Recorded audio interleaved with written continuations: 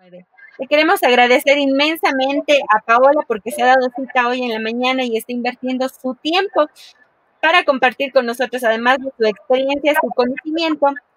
Y todo esto, les comento, es gracias a la Escuela de Bomberos Coronel Efraín Vázquez Calvo y a la Unidad de Seguridad y Salud Ocupacional del Benemérito Cuerpo de Bomberos Voluntarios de Cuenca. Les voy a comentar que nuestra expositora va a darnos la charla y al final vamos a tener un espacio de 15 a 20 minutos, como comúnmente quienes ya se han participado de los anteriores webinars lo sabrán. Al final ella va a conversar exactamente con nosotros o nos va a responder si tenemos preguntas, si tenemos inquietudes. Lo vamos a dejar para el final. No se olviden que pueden escribir al chat de este meeting o pueden también escribir al chat de personal, a los que tengan mi WhatsApp, sin problema. Les dejo entonces ahora nuestra facilitadora que el día de hoy nos va a comentar sobre el tema nutrición en tiempos de COVID-19. Bienvenida, Paola. Hola con todos, no puedo ver la pantalla y verlos a ustedes, así que voy a estar medio a ciegas mirándolos por allá. Muchas gracias por la invitación. La vez anterior tuvimos un pequeño problema técnico gracias a mi internet, entonces como la montaña no va a Mahoma, Mahoma va a la montaña. En este caso yo soy Mahoma y vine a la montaña. Entonces vamos a ver ahora con todo el equipo técnico, vamos a esperar que no tengamos problemas tecnológicos. Y pues gracias nuevamente por la invitación, para mí un honor estar con ustedes y pues vamos a ver si es que les gusta lo que les he preparado para hoy. Entonces vamos a compartir la pantalla y vamos a empezar.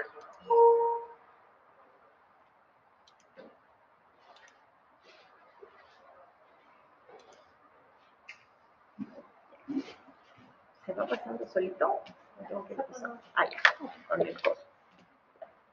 Bueno, entonces nuestro tema es nutrición en tiempos de COVID. Teniendo en cuenta que nutrición y alimentación son dos cosas diferentes. Nutrición es todo el acto metabólico o el proceso metabólico del cuerpo humano en donde se produce la digestión. Consumo un alimento, se produce la primera parte de la digestión en la boca, donde al masticar generamos saliva, la saliva tiene ya una enzima, en donde ya empieza el primer paso, digamos, de la digestión. Pasa por el esófago, va directamente al estómago, en el estómago empiezan toda esta revolución de ácidos, tanto biliar como ácido clorhídrico del estómago propio, se dividen en macro y micronutrientes y esos micro y macronutrientes pasan al intestino delgado que tiene su gran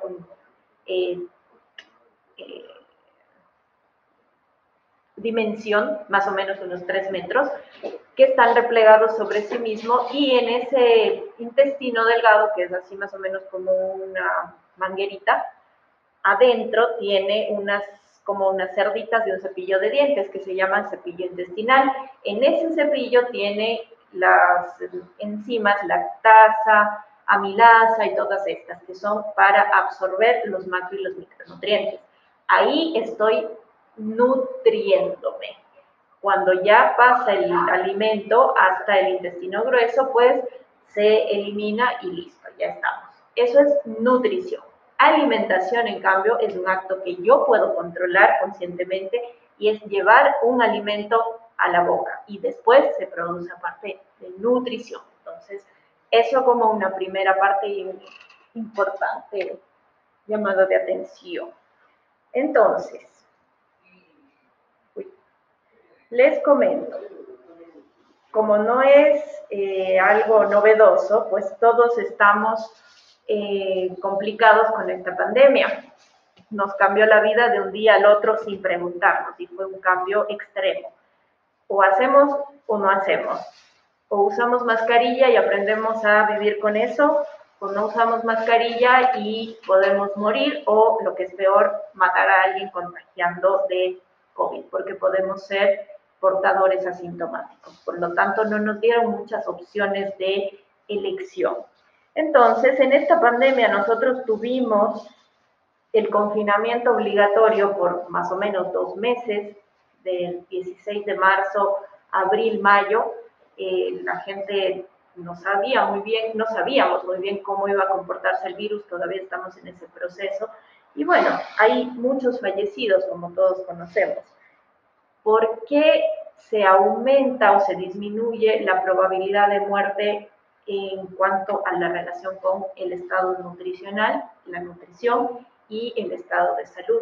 Cuando yo tengo enfermedades previas, por ejemplo, y que son muy comunes acá en Ecuador y a nivel América, también a nivel mundial, las enfermedades crónico-metabólicas, que son diabetes, hipertensión, obesidad, que también se considera una enfermedad, que también es una pandemia, claro, no es un virus, pero es una pandemia también. El hipotiroidismo también tiene su riesgo, no tanto como una diabetes o una hipertensión, pero hay un riesgo también. Y bueno, están también los pacientes oncológicos o que tienen un sistema inmunodeprimido por la quimioterapia, y también los pacientes que tienen HIV o el virus de inmunodeficiencia adquirida. Entonces, ¿qué pasa con todas estas patologías? Ya de alguna manera tocan o molestan al sistema inmune, que es nuestro sistema de defensas, que cuando estamos chiquitos nos dicen, tienes que tomar la sopa porque te va a subir las defensas y así vas a ser fuerte como Popeye. Y bueno, sí, la espinaca en realidad es una de las fuentes de hierro y de muchos minerales como cloro, como sodio, magnesio, parte del hierro mismo, que sí aumenta nuestro sistema inmunológico. Entonces sí tiene sentido Popeye, y no tanto la fuerza, pero sí la, ¿cómo decir? La energía que tiene Popeye cuando come las espinacas. Entonces, por ese lado, la nutrición es súper importante, bueno, siempre ha sido importante en realidad, pero en este caso de pandemia por COVID-19, la nutrición forma parte del equipo multidisciplinario, tanto en la parte clínica como en la parte ya complicada que es en UCI, la unidad de cuidados intensivos, y también como parte prevención, que eso es en lo que estamos enfocándonos ahora, y ustedes como personal de bomberos, que son los guerreros que trabajan contra el fuego y contra todas las situaciones que nosotros generamos como población por desconocimiento o por tontera, como digo yo. Entonces, tiene que estar sumamente cuidados y protegidos, no solamente tener mucha fuerza, sino tener un sistema inmune súper arriba. Si normalmente tienen que estar saludables, ahora tienen que estar mucho más saludables o súper saludables. Entonces, ¿cómo vamos a hacer para que se suban esas defensas o mejoremos el sistema inmunológico? Vamos a hablar de cosas así súper básicas, pero son importantes para poder entender cómo pasa todo en nuestro cuerpo y por tanto cómo la alimentación y ciertos alimentos hacen que estemos completamente protegidos o más protegidos, menos propensos a contagiarnos de un COVID-19. Entonces, empecemos con el concepto de nutriente. El nutriente simplemente es una sustancia que está dentro de los alimentos que no puede ser creada por el organismo. Ese nutriente tiene por objeto generar energía. Por ejemplo, están los aminoácidos, que son elementos reguladores del metabolismo. Estos los encontramos en las proteínas. Tenemos aminoácidos esenciales y no esenciales. Entonces, tenemos acá la clasificación de los nutrientes. No sé si se está viendo. No. Ah, yo tenía que ir pasando, perdón. Y ahora sí. Estoy un poco perdida con la tecnología. Ahora sí, entonces, en la clasificación de los nutrientes tenemos sustancias que se sintetizan dentro del organismo, que son los nutrientes no esenciales, no porque no sean importantes, sino porque nosotros los producimos internamente. Y Por ejemplo, ahí tenemos el colágeno. Nosotros tenemos el colágeno en polvo, en líquido, en pastillitas y qué sé yo. Pero en realidad el colágeno nosotros lo producimos. El mismo cuerpo, después de haber consumido proteína, mientras mejor calidad biológica tiene la proteína que consumimos, formamos como parte de la digestión de estas proteínas, generamos colágeno. ¿Qué pasa? Que con el pasar del tiempo, cuando ya vamos envejeciendo, perdemos cada vez la condición de generar más colágeno. Por eso es que se suplementa o se complementa con colágeno. Pero cuando le doy más de lo que necesito, también tengo situaciones de desbalance. Ahora, tenemos los nutrientes esenciales, que son los vitales para el organismo, pero que nosotros no los podemos producir o sintetizar, ¿sí? Entonces, cuando de pronto hay algún nutriente o alguna situación que necesitamos producir y normalmente lo haríamos si estuviésemos sanos y no lo hacemos, ahí tenemos una patología. Dicho de otra manera, por ejemplo, un hipotiroidismo, que quiere decir que nosotros, nuestra tiroides trabaja con hormonas y produce T3, T4, TSH, tiroxina. Entonces, cuando no produce la tiroides suficiente tiroxina, marca unos valores referenciales en un examen de sangre, está por debajo o está muy arriba, dependiendo de qué estoy buscando, y el endocrinólogo, después de hacer todos los análisis, va a dar levotiroxina. La levotiroxina es la tiroxina sintetizada en laboratorio y lo que me está faltando, que no produce mi tiroides, le doy en medicación y lo equilibro. Eso es todo. Entonces, eso es lo que pasa cuando nosotros no consumimos los alimentos que me generan o que hacen que produzca ciertos nutrientes esenciales. Por ejemplo, déjenme ver si puedo hacer algo con el mouse. Sí. Aquí, por ejemplo, están los macro y los micronutrientes. Tenemos micronutrientes, está, por ejemplo, está el zinc, está el cloro, el yodo, el sodio, son minerales. Micronutrientes, minerales, vitaminas. Vitaminas del complejo A, del complejo B, perdón, no complejo A, B, tenemos por aquí puedo hacer, bueno, me dieron otro juguete tecnológico. Entonces, en los micronutrientes estamos con las vitaminas y minerales. Vitaminas del complejo B, tenemos B1, B2, B3, cianocobalamina, biotina y todo esto, que cuando estamos en una situación de contractura muscular, por ejemplo, nos inyectamos un complejo B, cualquiera que sea la marca, y es básicamente esto, cianocobalamina, biotina, todos estos. Y tenemos los minerales, cloro, sodio, potasio, magnesio, zinc y demás. Todos estos tienen una función importante en nuestro organismo. Ya. Tengo muchas cosas aquí. Ok, si paso aquí, ya se pasa allá. Ah, ok, este ya no va. Muy bien. Ah, ok. Ah, ya, muy bien. Bueno, yo les dije, soy medio no muy tecnológica. Entonces, tenemos la clasificación de nutrientes por su función. Tenemos tres tipos. Tenemos reguladores, energéticos y formadores.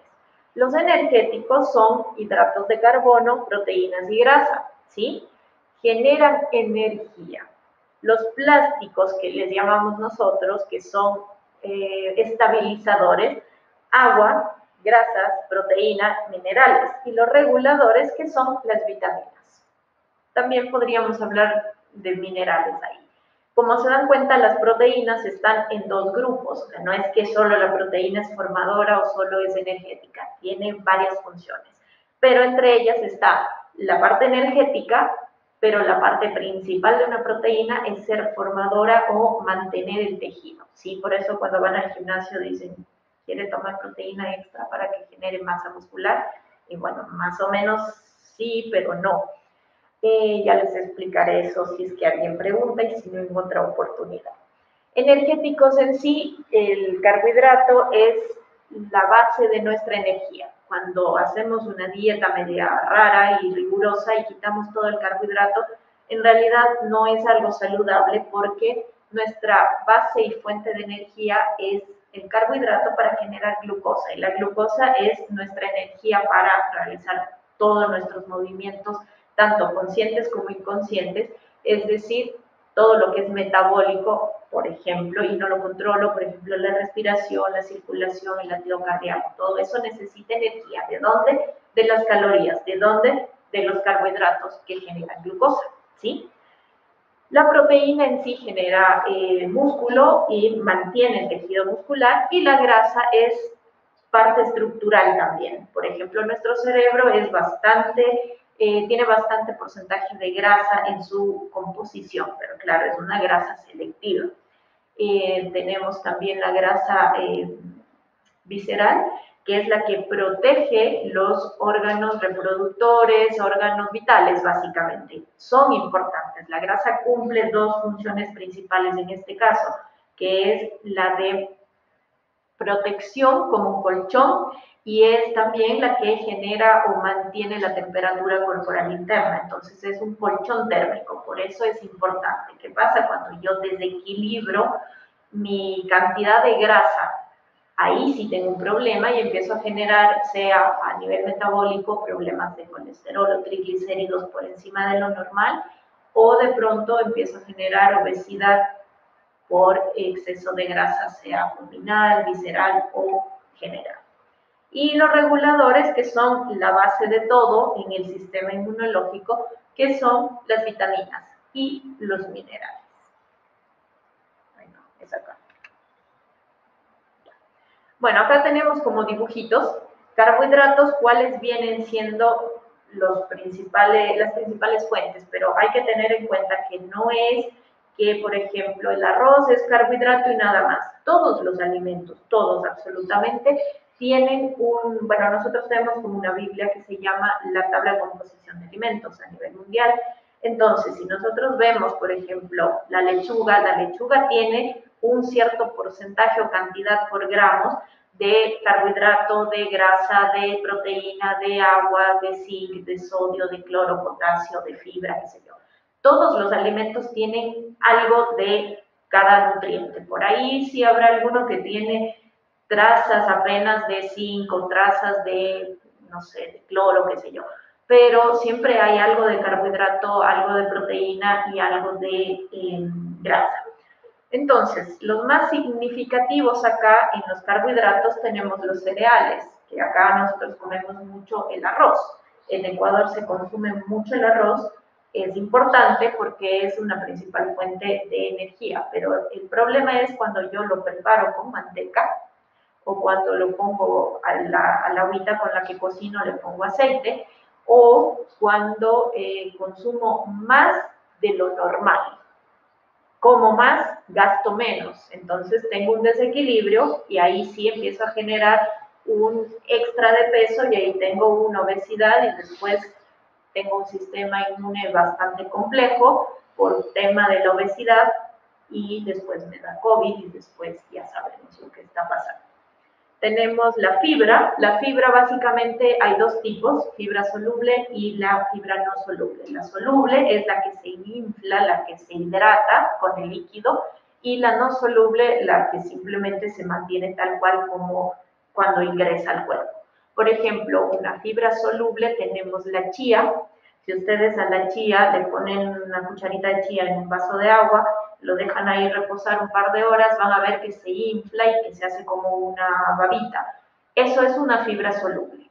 La avena, por ejemplo, o sea, la avena no en hojuelas, sino en la avena normalita de hacer la colada, a la avena le ponemos en agua, igual se vuelve suavecita y se infla, se hidrata. En cambio, una fibra no soluble viene siendo, por ejemplo, el salvado de trigo.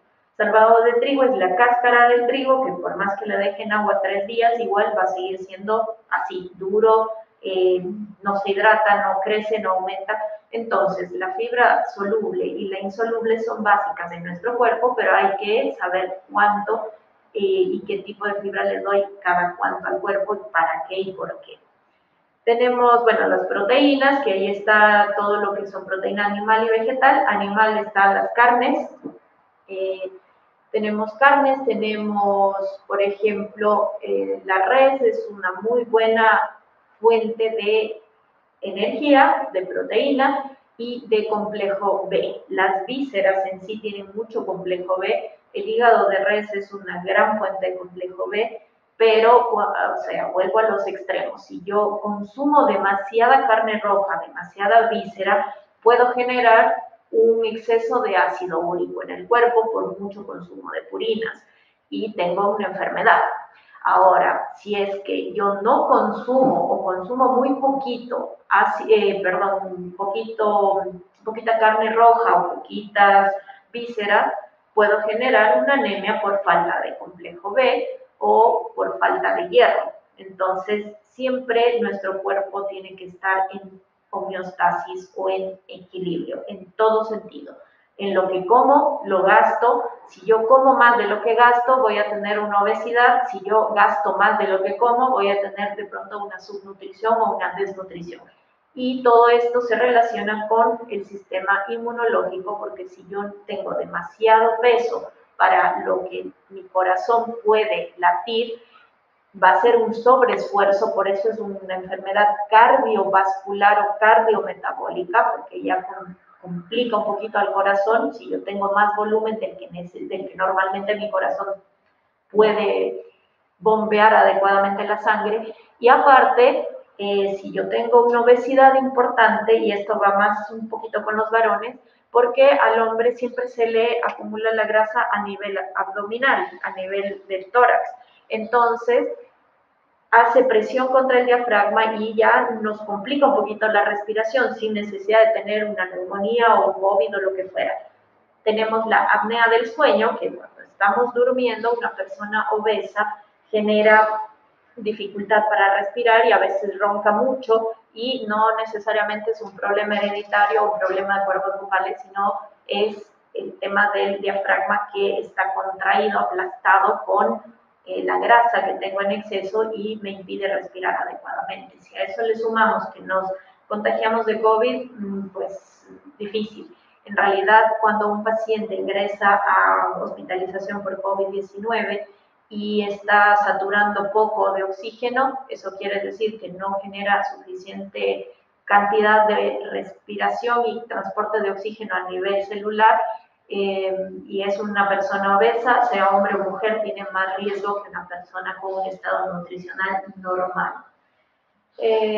Proteínas, grasas, bueno, las grasas son importantes también, como les había dicho, mientras no sean saturadas. ¿Qué es una grasa saturada? Una grasa que químicamente en su composición o en su estructura química o bioquímica tapa las arterias de alguna manera, se coloca dentro de las arterias. Igual y la arteria es así como la manguera tal cual, pero al pasar la sangre que tiene grasa, parte de su estructura o parte de nuestro compuesto sanguíneo tiene colesterol, triglicéridos, que son normales tenerlo, pero hay límites. En el colesterol, no más de 200 miligramos por decilitro de sangre, y triglicéridos no más de 150 miligramos por decilitro de sangre.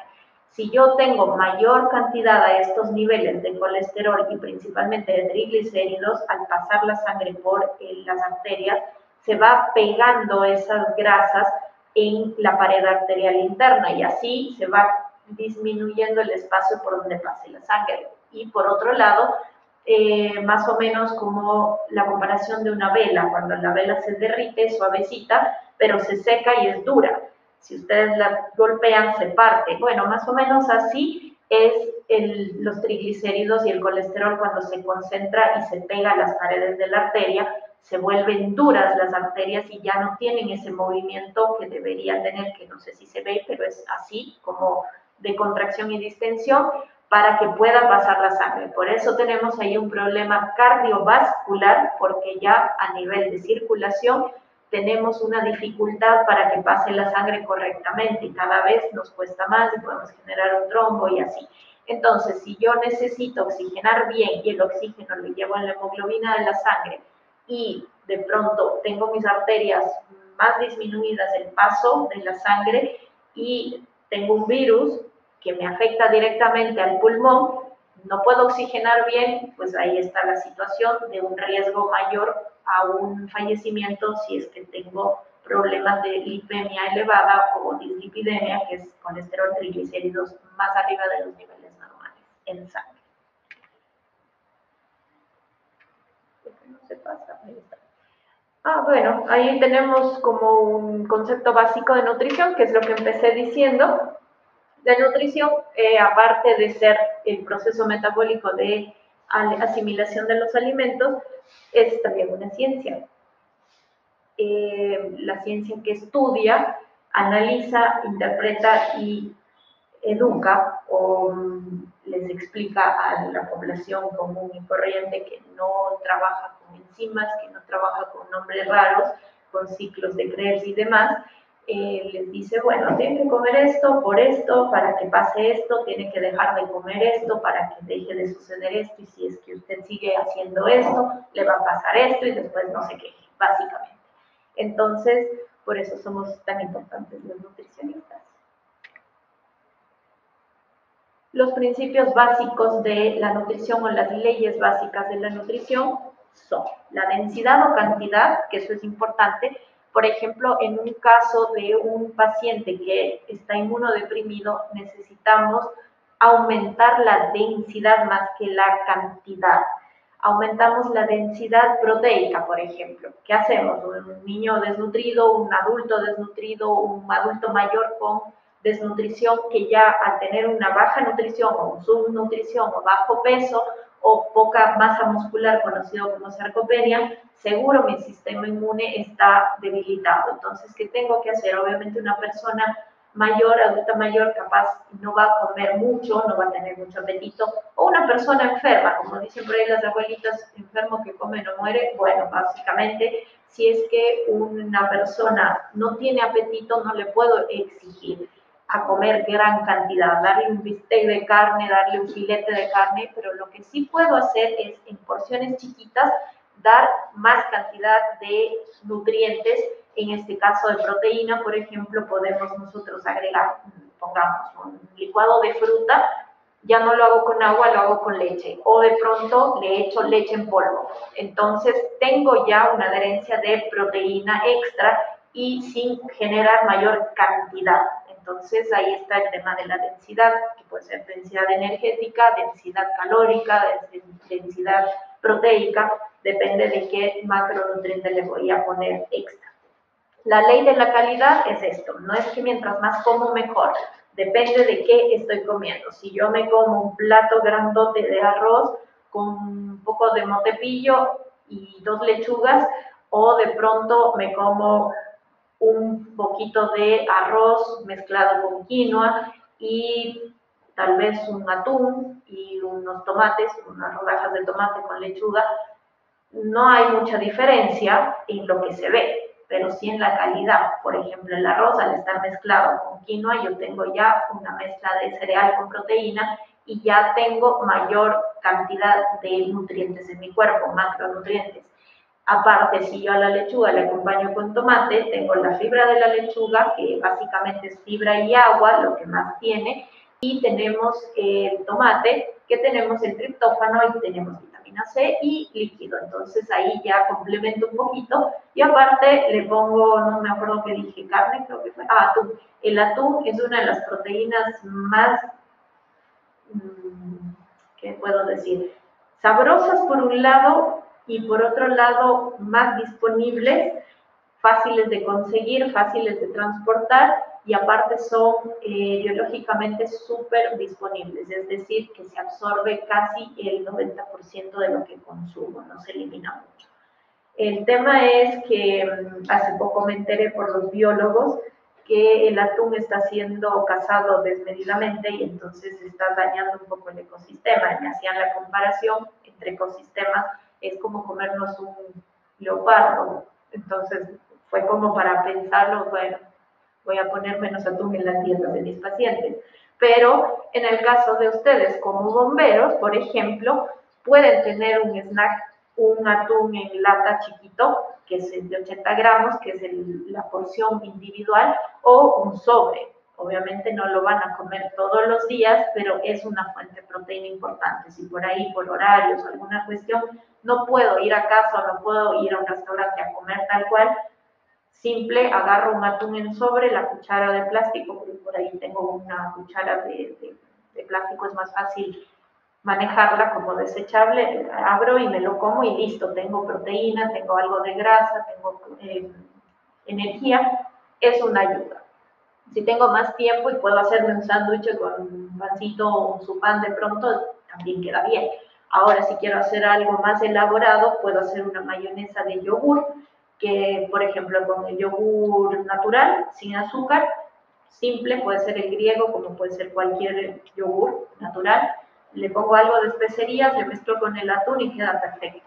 Si quiero le echo un poquito de orégano o de tomillo y lo pongo en el pan y queda espectacular. Entonces ahí tienen una receta, por ejemplo.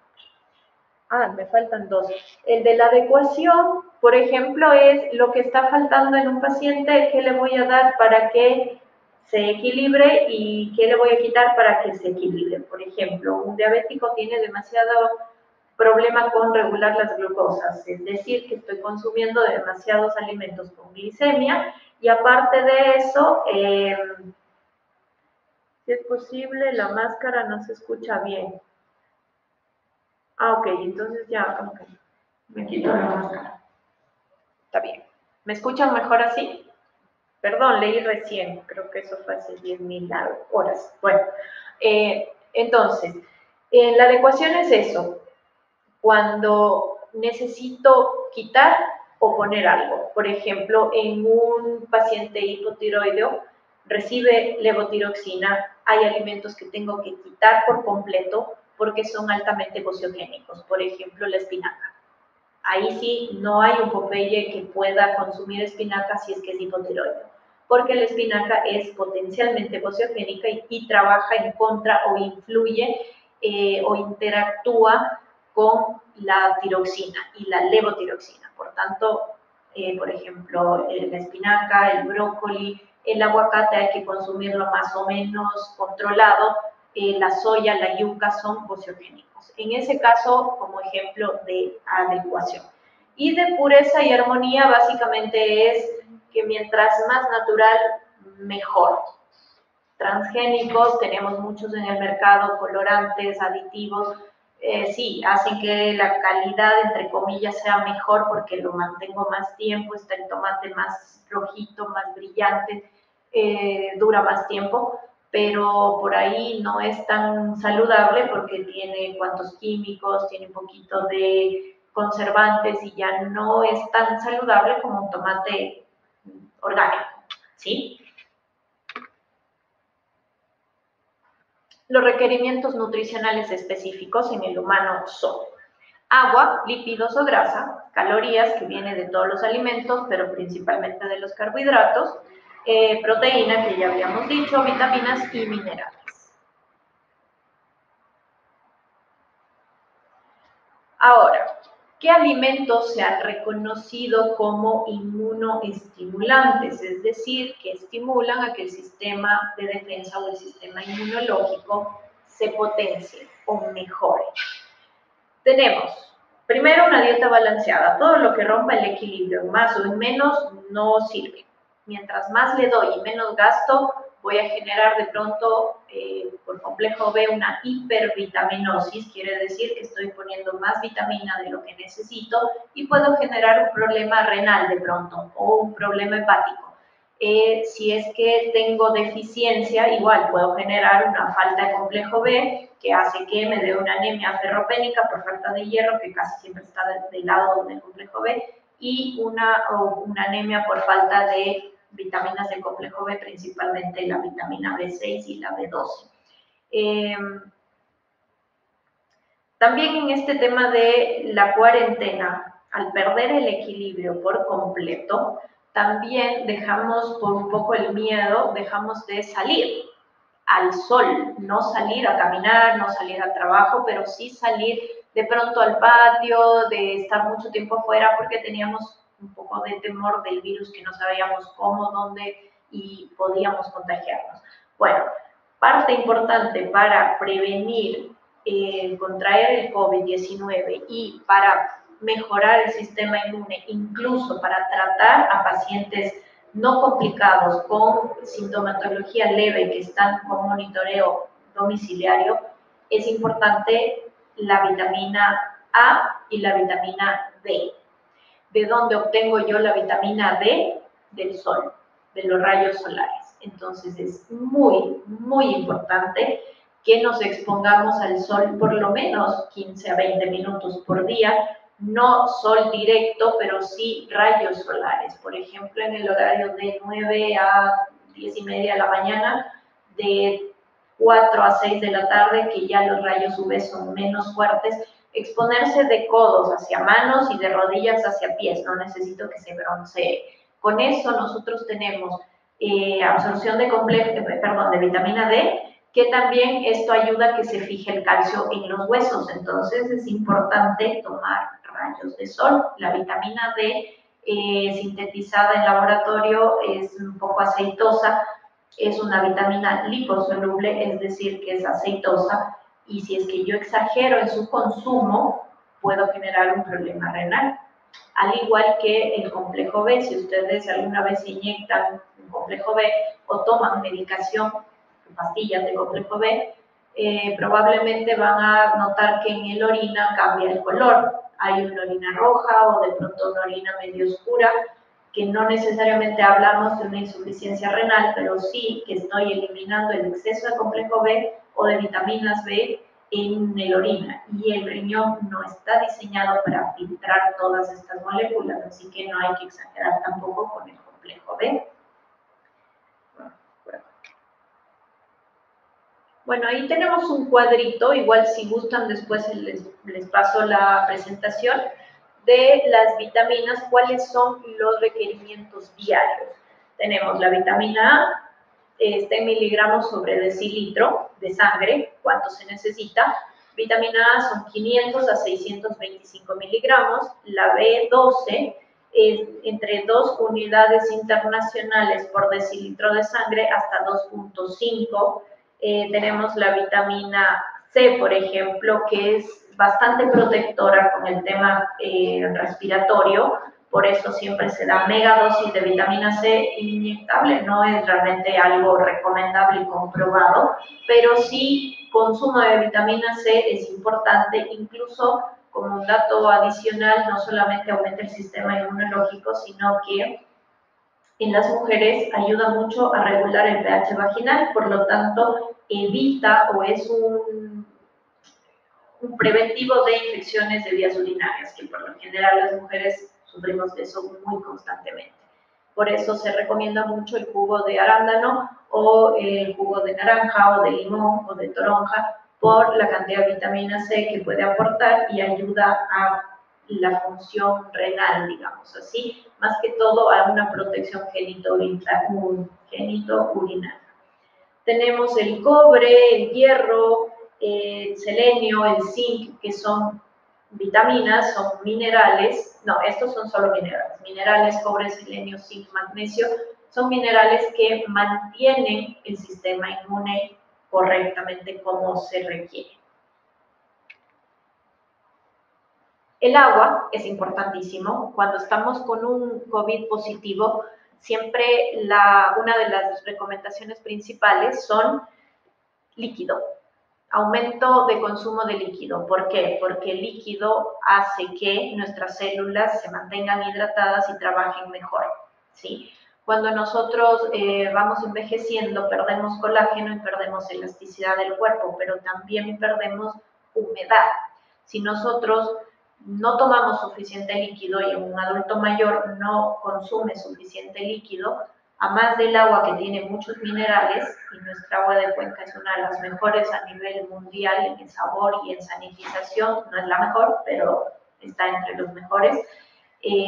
Ustedes notarán que hay resequedad de la piel, y si ya se vuelve algo más complejo o más alto el déficit de agua o de líquido de hidratación, puedo llegar a generar escaras que son básicamente como llaguitas cuando estoy en una sola posición, pero también cuando no tengo suficiente hidratación. Por acá, por acá, por acá. Las necesidades de agua, de acuerdo a los grupos etarios o a las edades, por ejemplo, un recién nacido necesita entre 80 y 150 mililitros de líquido en 24 horas por kilogramo de peso. En un lactante, desde que nace hasta más o menos los 2 años, necesita entre 140 y 145 mililitros por kilogramo de peso en 24 horas. Una persona de 18 años para arriba, entre 40 y 50 mililitros por kilogramo de peso en 24 horas. Entonces, más o menos nosotros necesitaríamos en promedio 2 litros a 3 litros de líquido por día. Los lípidos o las grasas, en recomendaciones o requerimientos por kilogramo de peso por día, hablamos del adolescente hacia arriba de 1.8 a 2 gramos por kilogramo de peso por día. Ahí tenemos que chequear si estamos con un sobrepeso, pues obviamente habrá que hacer la adaptación con el peso que deberíamos tener, no con el que tenemos. Fuente, déficit y exceso de vitaminas. Si yo genero, vuelvo al equilibrio, si yo tengo un déficit, un equilibrio en menor o en menos o en negativo, voy a tener un problema, una patología probablemente, y si tengo un exceso también puedo generar una patología con cualquier nutriente, sea macro o micro. En este caso vamos a hablar con el tema de vitaminas. Si yo tengo, la fuente de la vitamina A es la yema de huevo, las vísceras, principalmente el hígado, y el hígado de res es muy, muy alto en vitamina A, y los carotenoides, que son todos los vegetales que tienen un color medio tomate, medio anaranjado, medio rojizo, la zanahoria, por ejemplo, la remolacha, por ejemplo. Entonces, si yo tengo un déficit bajo o poca vitamina A, puedo tener una fotofobia, que significa que tengo como molestia a la luz, los ojos no soportan, no toleran la luz, sea solar o la luz artificial. Tenemos una nictalopía o tenemos una xeroptalmía. Básicamente todas son patologías a nivel del sistema visual. Entonces, como dicen por ahí, ¿has visto un conejo con lentes?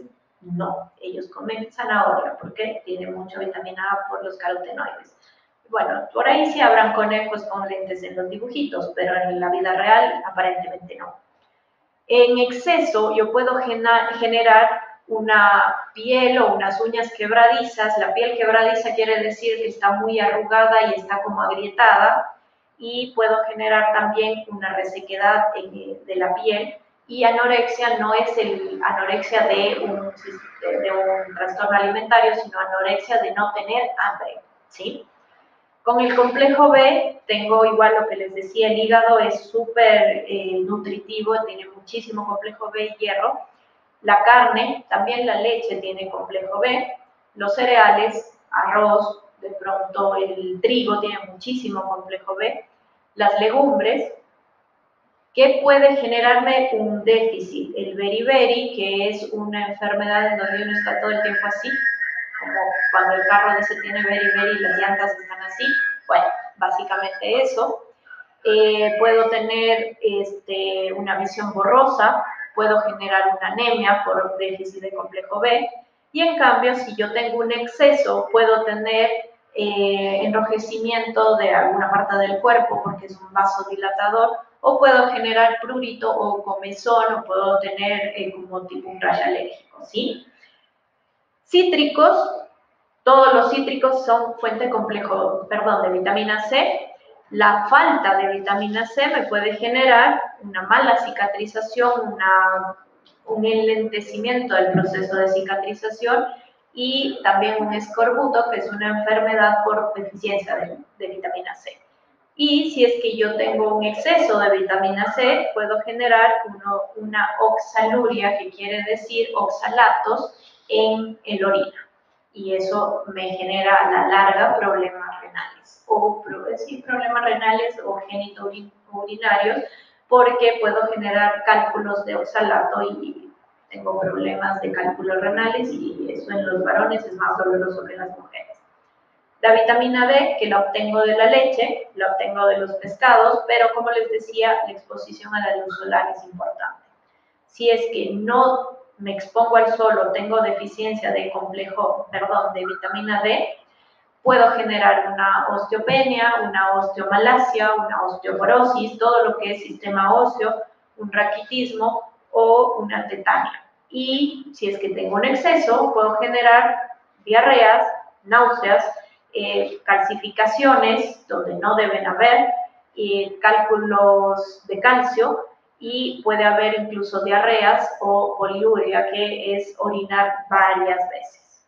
Vitamina E las obtengo de los aceites principalmente, por ejemplo, del aceite de oliva o de las aceitunas, y me las como directamente. También el aloe vera o la sábila tiene mucha vitamina E, y podemos generar por el déficit hemólisis o problemas sanguíneos en los recién nacidos o en bebés prematuros, y el exceso realmente no se conoce ninguna situación particular puntual de gravedad como para registrarla. Y tenemos la vitamina K, que es importante para evitar hemorragias, mejorar el sistema de coagulación, y la tenemos también en el hígado y todo lo que es verde, verduras. Tenemos brócoli, tenemos espinaca, selga y demás.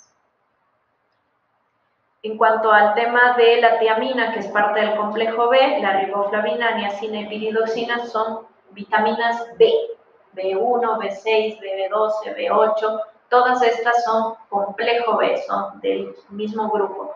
Están en diferentes alimentos con mayor o menor cantidad. Por ejemplo, acá tenemos la tiamina. Tenemos la tiamina, que está en mayor cantidad tanto en el hígado como en la carne. Tenemos la riboflavina, que está en el queso, también está en la leche y en la carne, pero acá tenemos que el queso también tiene más cantidad de riboflavina. La niacina igual está en el hígado, está en la carne, pero también aquí ya registramos pescado. La piridoxina también está carne, hígado, cereales y el riñón, que es una víscera bastante rica en piridoxina. Ahora, estos son los requerimientos de vitaminas por grupo etario. Por ahí yo a este momento pienso o pensaría que ya están medio cansados y aburridos por muchos números. Así que lo voy a pasar rapidito, pero igual la diapositiva o la presentación se las puedo dejar para que la copien, la repliquen y así tengan los datos.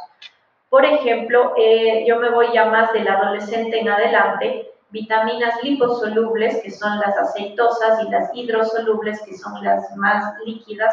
Las liposolubles, la A, la D, la E y la K, en unidades internacionales por decilitro de sangre. ¿Cuánto se necesita?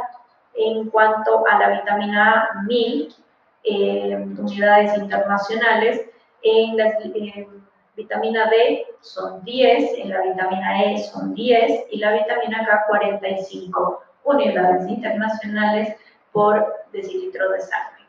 La vitamina E aparte es un gran antioxidante, que quiere decir que ayuda o evita que se oxide rápidamente las células y por ende no se mueran rápido. Las células mueren y se regeneran, excepto las células del sistema nervioso. El resto todas se regeneran. Las hidrosolubles, que tenemos la vitamina C, la tiamina, la riboflavina, la niacina, la B6, el ácido fólico y la B12. Estas están las cantidades en esta parte de acá abajo. Cuando dice adolescente, hablamos del adolescente más o menos entre los 15, 17 años en adelante. Ya cuando hablamos tercera edad o adulto mayor, ya es otro tema. Minerales, el grupo de nutrientes, súper importantes en una dieta. Dieta, ojo, no es restricción de alimentos. Dieta es lo que yo consumo en el día, lo que fuera.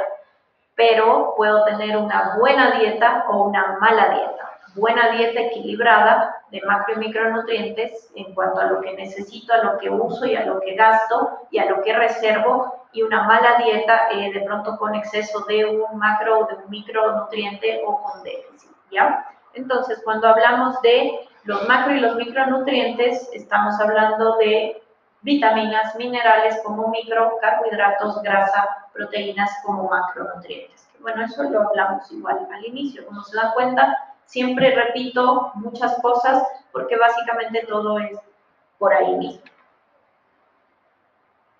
Requerimientos de minerales por grupo etario, igual tenemos el calcio, fósforo, magnesio, hierro, yodo y zinc. Son básicos para nuestro crecimiento, desarrollo y para nuestro mantenimiento, que ya en el adolescente tiene que ver con el grupo etario de la juventud, digamos, del adulto. ¿Dónde se encuentran los minerales? Por ejemplo, los más importantes para nuestro sistema inmune. El calcio está en los lácteos, en todos los derivados de lácteos, en algunas frutas, no en gran cantidad, pero hay en algunas frutas, y como les decía, la deficiencia de calcio nos genera fragilidad y debilidad a nivel del sistema óseo. El potasio tenemos en la carne, en la leche, en muchas frutas y verduras. Frutas y verduras tienen mucho potasio. Una de las frutas que más potasio tiene es el tomate de árbol y el guineo o el plátano. Entonces, cuando uno está calambrándose, agarra un guineo o se come un tomate y eso ayuda mucho. El potasio ayuda con la contracción y distensión muscular. Por eso, cuando hay calambres, es falta de potasio. También lo tenemos en frutas, verduras, ya dije. Genera náuseas o debilidad cuando está en deficiencia. También hay una alteración en el nivel cardíaco o en el latido cardíaco, ¿sí? Si yo tomo demasiado potasio, puedo generar una bradicardia, y si yo tomo poco potasio, puede haber una taquicardia, es decir, la taquicardia con mucha rapidez y bradicardia, lentitud del latido cardíaco. Tenemos el hierro, el yodo y el magnesio. ¿Cómo nos contaminamos de enfermedades de transmisión alimentaria? Las manos, aquí está, bueno, es una bacteria, pero hablemos del COVID, digamos que ese es un COVID, aunque ese es una bacteria, ojo, es una bacteria, no es un virus, pero digamos que este es el agente patógeno. Las manos son las principales fuentes de contaminación de todo. Si yo manipulo alimentos con anillos, por ejemplo, o uñas largas, tengo más probabilidad de infectar o de contaminar un alimento. Por acá mi técnica ya se está poniendo alcohol en sus manos, porque si yo estoy monitoreando todo y estoy manipulando todo y quién sabe qué habrá ahí, me desinfecto y está perfecto. Por acá tenemos nariz, boca. Si yo estornudo, o no necesariamente requiero estornudar, nosotros llamamos flushing a las microgotitas del resultado de la saliva cuando yo hablo. Cuando hablamos generamos estas microgotitas que sí se van por el ambiente, no tan lejos, por eso es que decimos distanciamiento social, 2 metros de distancia. ¿Por qué? Porque el COVID tiene una estructura pesada que no llega a pasarlo todo, bueno, el 1,5 metros, pero por seguridad ponemos 2 metros, no pasa los 2 metros y se cae al piso. Y mucho tiempo en el piso ya se muere cuando está en altas temperaturas y así. Entonces, por eso esto del distanciamiento social con 2 metros de distancia. Si es que yo no utilizo mascarilla o tapabocas y estoy infectado, puedo transmitir el virus. Si es que yo no utilizo mascarilla, pero no estoy infectado, puedo contraer el virus. Por eso usamos mascarilla, ¿sí? Objetos personales, anillos, reloj, aretes, qué sé yo, son cosas que de pronto ya no vamos a tener que utilizar. Por ahí yo ahorita estoy infringiendo un poco la ley porque tengo mis amuletos de suerte para que no me ojeen, pero en realidad no debería usar este tipo de cosas. Anillo, bueno, me lo puse justo para decirles esto no se hace o esto puede transmitir alguna infección, algún parásito o algún virus si es que manipulo alimentos. Por eso también no nos damos la mano ya. No se dan la mano, ¿por qué? Porque la mano siempre está agarrando todo, el teléfono, el micrófono, la compu, lo que fuera, y si yo estrecho la mano de la otra persona, en realidad no voy a contagiar un virus de piel a piel, pero si yo tengo una herida abierta, probablemente sí. O si yo en mi mano tengo el virus y le doy la mano a otra persona y esa otra persona se friega los ojos, que ya es una mucosa, o de pronto, no sé, por algún motivo de la vida se sonó la nariz y tuvo acceso a la fosa nasal, tengo también ahí una mucosa y puedo transmitir o instaurar el virus. Entonces, por eso la mano se fue por ahora. Ropa de trabajo y todo esto, sí. El virus no vive mucho tiempo en la ropa y como decía por ahí uno de los investigadores alemanes, realmente los zapatos no es un tema tan complejo porque nosotros no estamos lamiendo la planta de los zapatos cuando llegamos a casa, pero sí es importante dejarlos fuera y sanitizarlos con chisguete de alcohol tal vez o con cloro en agua, cloro en agua, sí, con esas dos cosas que son los básicos o algún desinfectante, porque si yo llego caminando de la calle y entro a casa y voy todo el camino con esas bacterias, esos parásitos o el virus del COVID en las plantas y voy dejando todo un caminito de algo no visible y de pronto tengo un bebé que gatea, ahí sí el bebé puede lamer el piso, que normalmente pasa, y de pronto ahí tengo un problema. No se ha comprobado, pero podría ser, se considera una opción, una teoría, que los animales de compañía, de pronto un gato, un perro, no, ellos no se enferman, pero sí pueden ser portadores y ellos en las almohadillas, al caminar por la casa, pueden pegarse el virus de pronto a las almohadillas y cuando uno los agarra y el perro que les saluda y no sé qué, podría generarme un contagio, ¿sí? Sin que el perro esté infectado, pero sí sea un portador. No se ha comprobado, pero es probable. Prevenir siempre es mejor que curar. Entonces, por eso se toman estas precauciones de bioseguridad. Bueno, acá tenemos un dibujito de la forma de transmisión de virus. Básicamente tenemos la tos, tenemos al momento de soplar, estornudar, cuando hablo encima de los alimentos, cuando estoy comiendo con una mano y con la otra le doy la mano a alguien y lo agarro el sándwich otra vez.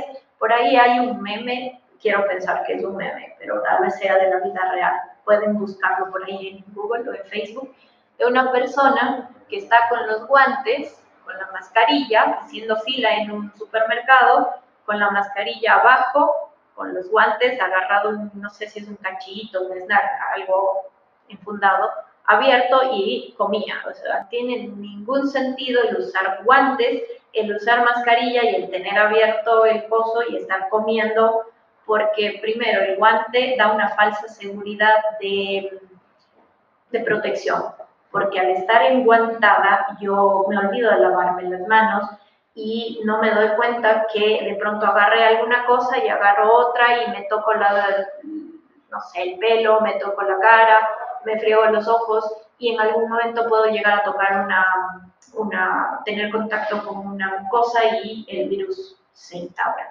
Entonces ya el uso de guantes se ha descontinuado, en realidad es necesario única y exclusivamente a nivel médico, ya cuando se examina pacientes.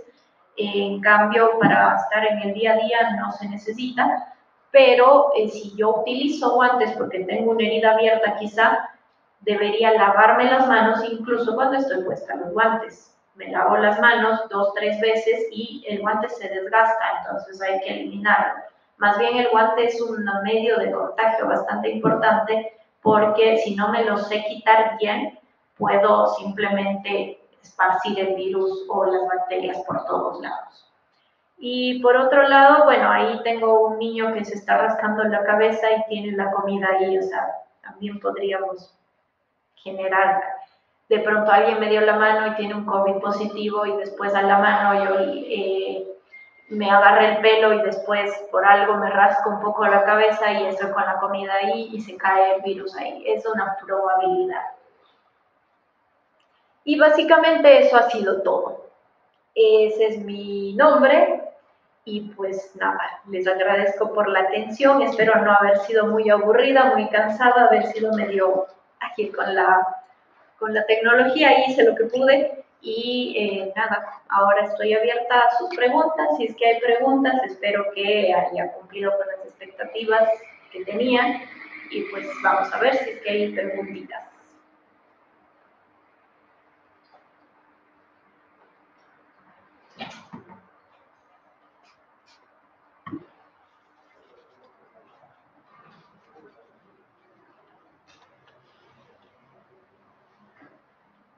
¿No?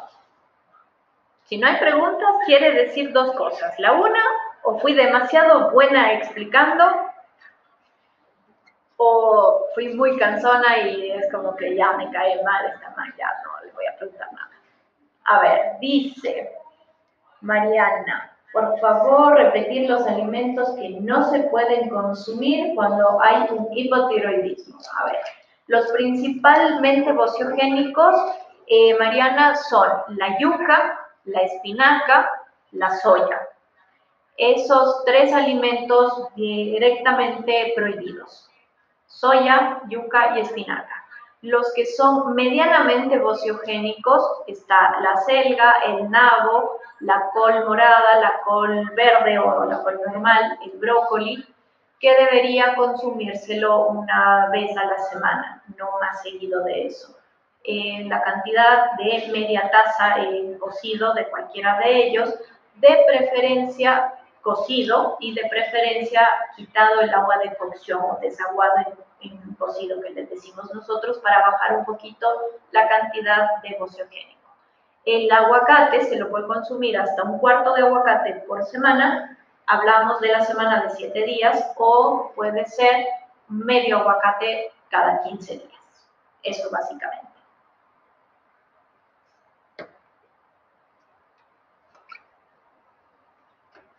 Miguel, una excelente presentación. Ay, tan lindo. Muchas gracias, Miguel Palacios. Vamos a ver, Elizabeth. Por favor, las personas que tenemos hiperinsulinismo, ¿qué debemos evitar? A ver, el hiperinsulinismo quiere decir que tengo una resistencia a la insulina, es decir, que tengo insulina, mucha insulina, y eso también es un desequilibrio metabólico. Entonces, ¿qué tenemos que hacer? Primero, mantener un peso adecuado, no un peso ideal, porque no existe el peso ideal, depende de cada paciente, pero sí, primero hacer una valoración antropométrica, peso para estatura, saber cómo está ese índice de masa corporal, ver cuánto de grasa corporal tengo, cuánto de músculo tengo, cuánto de líquido tengo de ese peso, cuáles son los porcentajes. Si es que tengo demasiada cantidad de grasa, tengo que controlar a través del ejercicio aeróbico que me va a bajar la cantidad de grasa corporal y con la alimentación disminuir el peso en grasa corporal y en grasa visceral. Lo que seguro tengo que eliminar en un inicio es el azúcar. Azúcares simples, y las azúcares simples no solo es el azúcar blanca, es el azúcar blanca, el azúcar morena, la panela, la miel. Esos son azúcares simples, es decir, que yo las consumo y rápidamente se vuelven glucosa. Entonces, la insulina está en mucha cantidad y no siempre le doy la cantidad suficiente de glucosa y a veces me sobra insulina, a veces me falta insulina. Entonces, sí, necesito regular esta insulina con la cantidad de glucosa que yo le doy a mi cuerpo. Preferiblemente usar alimentos con índice glicémico bajo. Eso quiere decir que se demora más tiempo en generar que la glucosa suba. Entonces le doy chance a la insulina que trabaje lo mejor posible y así lo voy regulando de a poquito, a más que tengo que ir de la mano del endocrinólogo, del médico internista, que hace su parte farmacológica y clínica como corresponde. Tengo Miguel Palacios, una consulta. ¿Cuál es la mejor dieta para una persona que recién se operó de la vesícula? Y si la comida recalentada, ay, se me fue, recalentada, ¿dónde está? Recalentada es mala y en qué cantidad. A ver, si es que se operó de la vesícula, yo asumo que se sacó la vesícula. Bueno, la vesícula genera bilis. La vesícula hace una parte de la digestión de las grasas principalmente. Entonces, primero tengo que evitar la grasa. Ojo, que una persona que se quita la vesícula no necesariamente va a tener que dejar de comer grasa toda su vida, pero sí el postoperatorio es muy importante. Cero grasa saturada, es decir, grasa llevada al calor, algo frito. Y lo que sí puedo consumir es una grasa buena, como por ejemplo el aceite de oliva en este caso, o el aceite de maíz o el aceite de girasol, no cocinado, no sometido a calor, sino puesto de pronto en una ensalada, o se puede tomar una cucharita chiquitita de las de 7.5 miligramos, una cucharita pequeñita pasando 2 días de aceite de oliva. Puede ser en ayunas, como puede ser antes de dormir, para darle la cantidad de grasa necesaria al cuerpo sin afectar a mi vesícula, que no tenga que, más bien dicho, mi cuerpo no note la falta de ese órgano y le genere problemas a nivel gastrointestinal, en donde me diga, bueno, no puedo digerir bien la grasa porque no tengo la bilis que la vesícula me daba, porque ya me sacaste la vesícula por un goloso o golosa. Entonces, por lo primero es cero lácteos, cero grasa saturada, después se va haciendo una realimentación, como cuando el bebé empieza a comer, bueno, se va introduciendo de a poquito, de acuerdo a la tolerancia, las grasas. De ahí el carbohidrato no hay problema, la proteína no hay problema, pero tiene que ser todo cocido, que nosotros llamamos a eso dieta blanda. No es que sea en forma de puré, sino blando quiere decir que por digestibilidad tiene que estar cocinado. Entonces es más fácil, está predigerido y así no necesito a mi cuerpo de la vesícula que ya no está. La comida recalentada en realidad se refiere a que yo estoy saturando más las grasas, entonces el recalentado es delicioso, pero también el calentadito genera problemas a nivel arterial porque yo concentro más la cantidad de grasa saturada. Y si tengo una vesícula operada o ya no tengo vesícula básicamente, pues un recalentado no va definitivamente hasta después siquiera de un año de haber hecho un buen postoperatorio. Muchísimas gracias, estimada doctora. Paulita, ha sido una excelente presentación. Tenemos muchas preguntas por el tema del tiempo. Mi estimada Paulita, tenemos que terminar realmente con esta presentación. Sin embargo, voy a estas preguntas y estas inquietudes de parte de nuestros participantes. También tenemos de la tercera zona del país, bomberos que nos acompañan de Alamur. Tenemos bastantes felicitaciones. Yo voy a recopilarlas y voy a enviar, porque así también nos envían los correos para que usted nos pueda enviar el material. Quiero agradecerle una vez más al doctor Paola Cudillo por esta presentación y también a la Unidad de Salud y Seguridad Ocupacional de Bomberos Cuenca, a la Escuela de Bomberos, Coronel Vázquez Talbot y a nuestros compañeros de tecnologías. Muchísimas gracias a todos. Que tengan un buen día. Gracias.